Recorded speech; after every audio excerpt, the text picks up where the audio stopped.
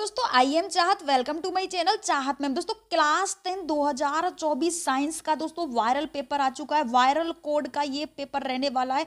ये viral code है, इसी कोड का पेपर 29 फरवरी को जब आप पेपर देने जाओगे 29 फरवरी को देख लीजिएगा, इसी कोड का पेपर मिलेगा। 200% की ये गारंटी रहने वाली है। बच्चा पूरा पेपर आप लोगों के लिए सॉल्व कराने वाले, तो वीडियो में अंत तक बने रहिएगा। चैनल पर पहली बार विजिट करो, सब्सक्राइब जरूर कर लीजिएगा। ऐसे ही वायरल पेपर हर एक सब्जेक्ट के मिलते रहेंगे। तो सबसे फर्स्ट में अगर हम बात करते हैं तो ए सेक्शन आएगा आपका। यहाँ पर बहुविकल्पी क्वेश्चंस आपको मिलेंगे। फर्स्ट में ए सेक्शन रहेगा और इसमें बहुविकल्पी क्वेश्चंस आपके रहेंगे। ठीक है, फर्स्ट क्वेश्चन हमारा रहेगा, दो पृष्ठों से घिरा हुआ कोई पारदर्शी माध्यम जिसका एक या दो पृष्ठ गोलीय है तो क्या कहलाएगा? वो क्या कहलाएगा दोस्तों? गोलीय दर्पण कहलाएगा। त्रिज्या है, गोलीय लेंस है या समतल दर्पण है तो क्या कहलाएगा? गोलीय लेंस कहलाएगा। ठीक है, दो पृष्ठों से घिरा हुआ कोई पारदर्शी माध्यम जिसके दोनों पृष्ठ गोलीय हैं तो वो क्या कहलाएगा? गोलीय लेंस कहलाएगा। ठीक है, अगला क्वेश्चन आपका रहेगा, ध्यान से हर एक क्वेश्चन को देखिएगा और नोट कर लो क्योंकि ये 70 नंबर पक्का वीडियो रहेगा, क्योंकि ये वायरल कोड का वायरल पेपर है दोस्तों। इसी कोड का पेपर आपको मिलेगा। ठीक है,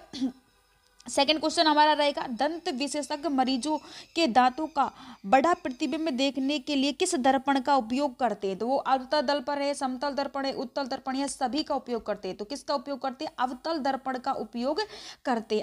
आपका रहेगा, किसी उत्तल लेंस के सामने 2f और अनंत के बीच में कोई वस्तु या प्रतिबिंब रखा जाए तो उसका प्रतिबिंब बनेगा। तो देखो उसका अगर हम प्रतिबिंब बनाएंगे तो वो बनेगा वास्तविक, उल्टा और छोटा। तो इस तरीके से आप बनाकर देख भी सकते हैं। ये उत्तल लेंस है, यहाँ पर सही तरीके से नहीं बनेगा।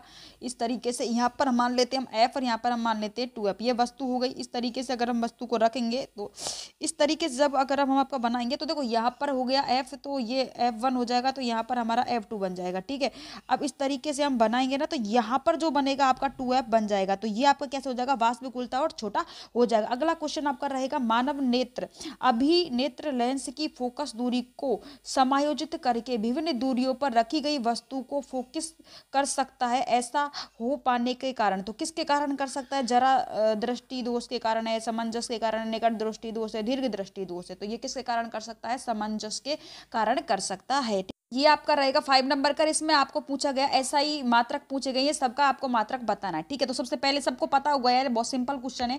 विद्युत व्यवधान का मात्रक क्या होता है? विद्युत व्यवधान का मात्रक होता है वोल्ट। क्या होता है? वोल्ट होता है। ठीक है, विद्युत धारा का क्या होता है भाई? एम्पियर होता है। विद्युत शक्ति का जो मात्रक होता है वाट होता है और प्रतिरोध का मात्रक ओम होता है। तो अब आप देख लीजिएगा कि जैसे 1 है तो 1 में 4 सही है, तो कौन सा रहेगा? 4 सही रहेगा आपका। तो टोटली इसका आंसर जो रहेगा आप देख लीजिएगा, कुल मिला के ये आपका मात्रक रहने वाले। ठीक है, अगला क्वेश्चन आपका रहेगा कि दो चालक तार जिनके पदार्थ की लंबाई और व्यास समान है और उसमें विद्युत परिपथ से पहले श्रेणी क्रम में फिर पार्श्व क्रम में सृजित किया जाता है, तो श्रेणी क्रम और पार्श्व क्रम में उत्पन्न ऊष्माओं का अनुपात कितना होगा? तो देखो अनुपात की अगर हम बात करें तो 1:4 हो जाएगा। और जिस दिन हम इस पेपर को सॉल्व कराएंगे बोर्ड कॉपी में तो आप उस सारे क्वेश्चंस का नोट और अच्छे तरीके से कर लीजिएगा। ठीक है, अगला क्वेश्चन आपका रहेगा, किसी विद्युत धारावाही सीधी लंबी परानलिका के भीतर चुंबकीय क्षेत्र है। तो चुंबकीय क्षेत्र बताना किस तरीके का चुंबकीय क्षेत्र होता है? तो वो होता है शून्य होता है, या सिरे की ओर घटता है, सिरे की ओर बढ़ता है, या सभी बिंदुओं पर समान रहता है। तो सभी बिंदुओं पर लगभग समान रहता है, लगभग नहीं समान ही रहता है। ठीक है, अगला क्वेश्चन आपका बी उपखंड कह रहेगा यहाँ पर। और देखो अब की बार है ना, कुछ इस तरीके से फिगर वगैरह भी आएंगे आपके और आपको बताना है। तो बेंजीन का सूत्र क्या होता है? बेंजीन का सूत्र होता है C6H6 बताना। अब संरचना देखनी है आपको कि C6H6 कैसे। देखो मैं आपको यहाँ पर बनाकर भी बता देती हूँ, 1 मिनट रुको, इसको ऊपर कर देते हैं। देखो यहाँ पर आप देख लीजिएगा, C6 पूछा ना तो AC यहाँ पर कर देते हैं, यहाँ पर 3 हो गया, 4 हो गया और ये हो गया आपका 5। तो इस तरीके से आपके बेंजीन की संरचना बनती है। ठीक है, अब एक H यहाँ पर लगा दो, एक H यहाँ पर लगा दो, एक यहाँ पर लगा दो, एक यहाँ पर लगा दो H, एक H यहाँ पर आ जाएगा और एक H यहाँ पर आ जाएगा। अब सबके बीच में एक को छोड़ के यहाँ पर डबल बॉन्ड कर देना, जैसे इस तरीके से, इस तरीके से और इस तरीके से। अब आप देख लो ये संरचना कहाँ पर है। ठीक है, ये संरचना किस पर है? तो C नंबर पर सेम संरचना है। ठीक है, तो ये आपका C ऑप्शन इसमें सही रहेगा। ठीक है, अगला क्वेश्चन हमारा रहेगा और वो क्या रहेगा? देखो अगला क्वेश्चन से हमारा कि निम्नलिखित में से समझाती श्रेणी है, तो समझाती श्रेणी कौन सी है वो आपको बताना है। देखो समझाती श्रेणी इसमें रहेगी हमारी CH3, इसमें आपका जो बी ऑप्शन है ये समझाती श्रेणी रहेगी, क्योंकि फर्स्ट ऑप्शन और ये ऑप्शन ये समझाती श्रेणी के अंतर्गत आते हैं, तो इसमें ये हमारा ए ऑप्शन सही रहेगा। ठीक है, अगला क्वेश्चन है, पृथ्वी की भूपटरीय में प्राकृतिक रूप से पाए जाने वाले तत्वों या यौगिकों को क्या कहते हैं? तो सिंपल सा है, इसका आंसर भी दिया गया, अयस्क है, गिंग है, खनिज है, धातु है। तो देखो भूपटरीय और प्राकृतिक रूप में पाए जाने वाले जो भौतिक तत्वों का यौगिक जो है वो खनिज कहलाते हैं। क्या कहलाते हैं? खनिज कहलाते हैं। ठीक है, अगला क्वेश्चन है, धातु का क्षय कब प्रारंभ होता है? तो देखो धातु का क्षय के क्रम बात करते हैं तो धातु का क्षय मुख्य रूप से जब इनका जो पीएच मान है वो 5.5 से कम हो जाता है ना, तब धातु का क्षय होना शुरू हो जाता है, और ये वृद्ध अवस्था में मोस्टली होता है। ठीक है, ठीक है, अगला क्वेश्चन आपका रहेगा, और हर एक क्वेश्चन को यार नोट करते चलो, क्योंकि हर एक क्वेश्चन इंपॉर्टेंट है आप लोगों के लिए। अब क्वेश्चन है, अगला क्वेश्चन है आपका, इस तरीके के क्वेश्चन आएंगे आप लोगों के लिए, कथन वाले। जिंक सल्फ्यूरिक अम्ल के साथ अभिक्रिया करता है, ठीक है, और जिंक सल्फेट और हाइड्रोजन गैस बनाता है, तो यह एक विस्थापन अभिक्रिया है। तो मान लीजिए कि जिंक है, जैसे जिंक हमने ले लिया, और किसके साथ? सल्फ्यूरिक अम्ल आपका हो गया H2SO4 के साथ अभिक्रिया करेगा, तो क्या बन जाएगा? ZnSO4 प्लस H2 यहाँ पर बाहर निकल जाएगा, मतलब हाइड्रोजन गैस बनाता है। ठीक है, अब आपका इसमें ऑप्शन कौन सा ऑप्शन सही रहेगा? तो आप देखो कथन आपका बिल्कुल सही है, ये कथन सही है, परंतु गलत कथन है। अब सी ऑप्शन है सही है परंतु तर्क गलत, तो सी ऑप्शन आपका यहाँ पर सही हो जाएगा। ठीक है, सी ऑप्शन राइट हो जाएगा। अगला क्वेश्चन आपका हो जाएगा यहाँ पर, निम्नलिखित रासायनिक समीकरण को पूरा कीजिए। तो देखो रासायनिक समीकरण यहाँ पर देखो CH3 आपको दिया गया, यहाँ पर भी दिया गया, और ये भी यहाँ पर दिया गया ही है। अब ये वाला जो ऑप्शन है ना, यहाँ पर ये शायद मिस प्रिंटिंग हो गई, इसका आंसर यही रहता, ये यहाँ पर दिया गया है, तो मिस प्रिंटिंग है, बोर्ड एग्जाम में शायद आपको सुधर के मिल जाएगी। ठीक है, आपका यहाँ पर गैखंड रहेगा, और यहाँ पर पूछा गया है आपसे अंत्य उपखंड गैर रहेगा, है ना, और अंत्य श्वसन के दौरान वायु प्रवाह का सही मार्ग होगा। जैसे अंत्य श्वसन होता है उसमें वायु प्रवाह का मार्ग क्या होता है? नासाधार है, कंठ है, ग्रसनीय, श्वसन नली, फेफड़े होते हैं। फिर या बी ऑप्शन होगा नासाधार, नासा मार्ग होगा, नासाद्वार होगा, श्वसन नली होगा, ग्रसनीय होगा, कंठ कुपिका होगा। फिर या कंठ है, नासाधार है, ग्रसनीय, फेफड़े। तो देखो सही अगर हम बात करें, इसका सही आंसर जो होगा वो होगा, देखो सबसे पहले अंत्य श्वसन नासा मार्ग से द्वार से होता है, फिर ग्रसनी में जाता है, फिर कंठ में जाता है, फिर श्वास नली में जाता है, फिर कुपिका में जाएगा, तो डी ऑप्शन राइट हो जाएगा आपका। अगला क्वेश्चन है, निम्नलिखित कथन के कारणों को पढ़कर दीजिए, विकल्पों को सही विकल्प का चयन कीजिए। अब आपको सही विकल्प का चयन करना है। देखो सही विकल्प कथन दिए गए हमारे, दो दिए कारण दिए गए, पिता के से प्राप्त क्रोमोसोम से बच्चे का लिंग निर्धारण होता है। बिल्कुल सही है कि पिता का जो क्रोमोसोम होते हैं उनसे ही, जैसे पिता के दो गुणसूत्र होते हैं एक्स और वाई, तो इन दोनों के द्वारा ही बच्चे का लिंग निर्धारण होता है। अगर एक्स गुणसूत्र का फर्टिलाइजन हो जाता है तो बेटी होती है, और वाई का हो जाता है तो बेटा होता है। ठीक है, अब मानव में, अब दूसरा है मानव पुरुष में एक्स और वाई दोनों गुणसूत्र होते हैं, बिल्कुल दोनों ही गुणसूत्र होते हैं। अब इसका सही आंसर क्या हो जाएगा? कथन के दोनों सत्य हैं और इस कथन की व्याख्या की गई, तो ए ऑप्शन सही कि दोनों कथन इसके सत्य हैं, तो आपका ए ऑप्शन यहाँ पर राइट हो जाएगा। ठीक है, अगला क्वेश्चन है, विद्युत आवेग प्रवाह की दिशा कौन सी है? तो आपको बताना है कि ये जो प्रवाह की दिशा है ये कौन सी आपकी रहेगी, आपको इसका आंसर दे देना है। ठीक है, तो ये आपको यहाँ पर बता देना है।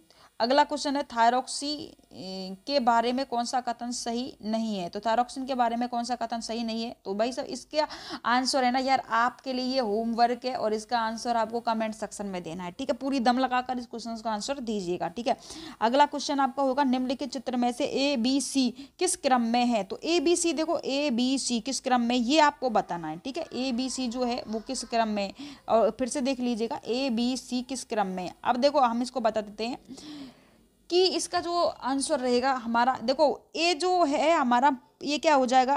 प्रांकुर हो जाएगा, ये है प्रांकुर। और बी जो आपका हो जाएगा ये बीज पत्र हो जाएगा। क्या है? ये बीज पत्र है, और ये प्रांकुर है, तो मतलब है कि आपका जो ऑप्शन हो जाएगा वो सी ऑप्शन आपका मूलांकुर हो जाएगा। नीचे वाला मूलांकुर हो जाएगा, प्रांकुर हो जाएगा, और ये क्या हो जाएगा? बीज पत्र हो जाएगा, तो सी ऑप्शन सही हो जाएगा, सी ऑप्शन राइट है। अगला क्वेश्चन है, जनन की विधि से उत्पन्न संतति में परस्पर अत्यधिक समानता होती है, क्यों? क्यों होती है भाई? क्योंकि अलैंगिक जनन केवल एक ही जनक का भाग है, बिल्कुल सही है। अलैंगिक जनन में युग्मक शामिल नहीं होते, सही है भाई। अब इसका आंसर क्या होगा? तो देखो इसका आंसर आपका हो जाएगा ए ऑप्शन। ए ऑप्शन, ए और बी दोनों ही आपके यहाँ पर सही है, तो ये आपका ऑप्शन हो जाएगा। ठीक है, अगला क्वेश्चन है, एक आहारनाल श्रृंखला में तीसरी पोषी स्तर पर हमेशा कौन होता है? तो कौन होता है भाई? मांसाहारी प्राणी होते हैं। कौन होता है? मांसाहारी प्राणी होते हैं। अगला आपका बी खंड होगा, यानी कि बी सेक्शन आपका यहाँ पर स्टार्ट हो जाएगा, बी सेक्शन स्टार्ट हो जाएगा। और इसमें आपके क्वेश्चन है कि दृष्टि दोष किसे कहते हैं और ये कितने प्रकार के होते हैं? तो दृष्टि दोष कितने प्रकार के होते हैं भाई? सबको पता है यार, 3 प्रकार के होते हैं। निकट दृष्टि दोष है, दूर दृष्टि दोष है, जरा दृष्टि दोष, 3 प्रकार के होते हैं। इस तरीके से बता देना। और इसमें एक क्वेश्चन आपका यहाँ पर आएगा कि हमें आकाश में इंद्रधनुष केवल वर्षा के पश्चात ही क्यों दिखाई देती है? अब देखो यार, इसका सबसे बड़ा कारण है कि जिस प्रकार प्रिज्म से प्रकाश गुजरता है ना, ये प्रिज्म होता है, इससे प्रकाश गुजरता है ना, गुजरता है तो वह 7 रंगों में टूट जाता है। ठीक है, 7 रंगों में टूटता है। उसी प्रकार जब बारिश होती है, ठीक है, उसी प्रकार क्या होती है कि जब बारिश होती है, बारिश पड़ती है, तो उसके साथ साथ जब धूप निकलती है तो धूप की किरणें बारिश की बूंदों से होते हुए, पार होते हुए 7 रंगों में टूटती है, और इस कारण क्या दिखाई? इंद्रधनुष दिखाई देता है। ठीक है, आप अपनी भाषा में लिख दीजिएगा। दूसरा क्वेश्चन आपका होगा यहाँ पर, उत्तल लेंस और अभिसारी लेंस क्यों कहा जाता है? क्योंकि उत्तल लेंस जो है, देखो उत्तल लेंस को अभिसारी लेंस क्यों कहते हैं? क्योंकि यह लेंस अपने माध्यम से गुजरने वाली प्रकाश की किरणों को अभिसारित कर देता है। ये जो लेंस होता है अपने माध्यम से गुजरने वाली प्रकाश की किरणों को अभिसारित कर देता है, इसलिए। अब अवतल दर्पण, उत्तल लेंस, उत्तल लेंस के उपयोग क्या होते हैं? उत्तल लेंस है बस है, ट्रक है, इन सब में क्या होता है? उत्तल लेंस होता है। या बाजारों में, लैंप वगैरह में उत्तल लेंस का उपयोग किया जाता है। ठीक है, अगला क्वेश्चन है कि 4 ओम प्रतिरोध प्रति सेकंड में 100 ऊष्मा उत्पन्न होती है, तो प्रतिरोध के सिरों पर व्यवांतर ज्ञात करना है। दोनों क्वेश्चंस को आपको यहाँ पर दिए जाएंगे, दोनों क्वेश्चंस को याद करना है। 2-2 नंबर के क्वेश्चंस होंगे, 4 नंबर का बहुत ही सिंपल क्वेश्चन है, आसानी से आप आसान से सॉल्व कर दोगे। ठीक है, अगला क्वेश्चन होगा, 2 चुंबकीय क्षेत्र रेखा एक दूसरे को प्रतिच्छेदित क्यों नहीं करनी है, ये आपको समझाना है। और चुंबकीय क्षेत्र रेखाओं के गुण को बता देना है आपको, किस तरीके से प्रभावित होती है। तो 2-2 नंबर के हैं, 6 नंबर का क्वेश्चन है, यानी कि काफी नंबर दिलाएगा। बहुत आसान क्वेश्चन है और काफी नंबर दिलाने वाला। अथवा में आपका ये क्वेश्चन आ जाएगा, फ्यूज तार विद्युत संधारित्र के बचाव किस प्रकार करता है? यह धारावाही प्रणालिका का उपयोग किन किन अवस्थाओं में स्थायी विद्युत चुम्बक से होता है? ये क्वेश्चन अथवा में आएगा। इन दोनों में से किसी एक को भाई सॉल्व कर दीजिएगा। ठीक है बेटा, अच्छा क्वेश्चन है। और आपका यहाँ पर उपखंड रेखे हो जाएगा, यानी कि अब आपके 5वें नंबर का क्वेश्चन है। तो देखो रासायनिक समीकरण को संतुलित करने का एक क्वेश्चन यार ये आता ही है। तो तनु सल्फ्यूरिक अम्ल और दानेदार जिंक के साथ अभिक्रिया करवाएगा, या फिर तनु हाइड्रोक्लोरिक मैग्नीशियम पट्टी के साथ अभिक्रिया, फिर नाइट्रोजन हाइड्रोजन गैस के सहयोग से अमोनिया बनता है। तो ये सारी चीजें आपको सॉल्व करनी है। टोटली 4 नंबर का होगा, क्योंकि 2-2 नंबर के आपके रहने वाले हैं।